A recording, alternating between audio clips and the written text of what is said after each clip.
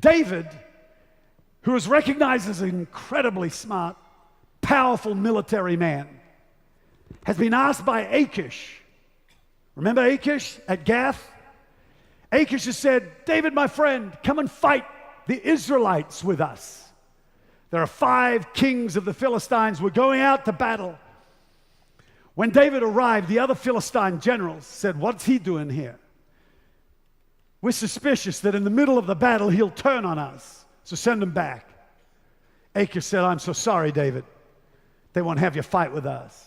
David said, that's okay. Boy, that saved David a real problem, because he would have had a problem fighting his own people.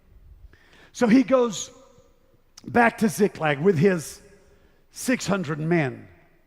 Remember, these are the men, like I've just described here, who'd come to Ziklag, experts in war, could shoot bow and arrow with both left and right hand, handle shield, go out in any kind of weather, could keep rank. These men are powerful fighting units. These are soldiers of the finest degree. They come back to their town, and the entire place is smoldering, charred black. The stench of burning timber and burning animals and a wasted city was right in front of them. And then they realized that all their women were gone. They weren't burned. They weren't tied up somewhere. They were gone. All their children were gone. All their fortunes were gone. All the things that they had gotten under David since they'd joined him at the cave of Adullam and joined him at Ziklag, now were gone.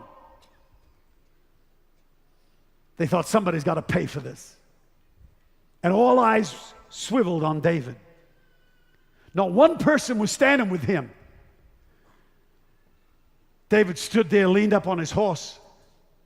Even his horse turned around and bit him and walked off. He's standing there all on his own. And you know, there are so many Psalms that he may have said at that time, but maybe he said this one, Psalm 27, the Lord is my light and my salvation. Whom shall I fear? The Lord is the strength of my life. Of whom shall I be afraid? When the wicked came against me to eat up my flesh, my enemies and foes, they stumbled and fell. Though an army may encamp against me, my heart shall not fear. Though war may rise against me, in this I will be confident. He's standing there completely on his own. There are some days in leadership that are extraordinarily lonely. Nobody can understand that feeling until they're there themselves. There are decisions to be made, battles to be fought that not one other heart on earth can even feel or understand.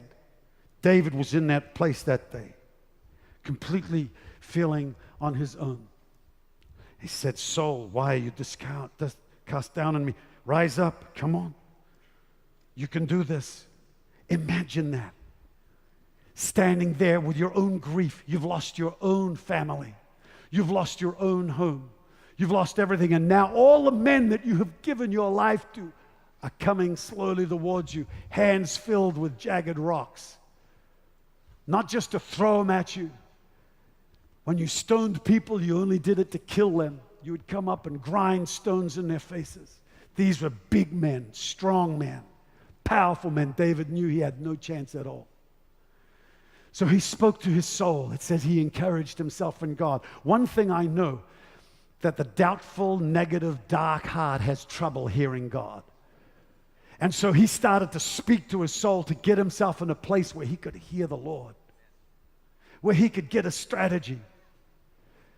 Because he had prayed a prayer, this one thing I desire, and this one thing I will seek after, that I may dwell in the house of the Lord all the days of my life, that I may inquire of the Lord, that I might hear God, that I might get some direction and be able to obey him.